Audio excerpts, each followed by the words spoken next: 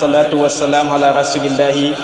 mbokki jullit mbokki taalibe yi asalaamaaleykum wa rahmatullahi taala wa barakatuhu ci ndigalu Baye Keba Thiam ak Cheikh Keba Bilal Thiam mu leen yëgal bisam bi nga xam ne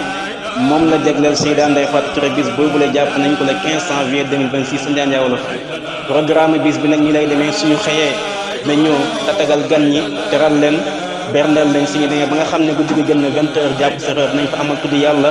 ci kaddu Alhaji Ndiaye Touré ak képp koo xam ne moom lay àndal ca Taïba suñ ci paree nañ ko toppal ci waxtaanu al oustaz Ibrahim Mahmoud Diop al alimul halama mu ñaanal borom bis bi waaye ñaanal mbooleem jaamu yàlla yi nga xam ne teew nañ ca bis boobule incha allah rabbi ñu ngi ci woo mbooleem ko dëkkee ci diwaanu Ndiaye Wolof salaamaaleykum wa rahmatullahi taala wa barakatuh.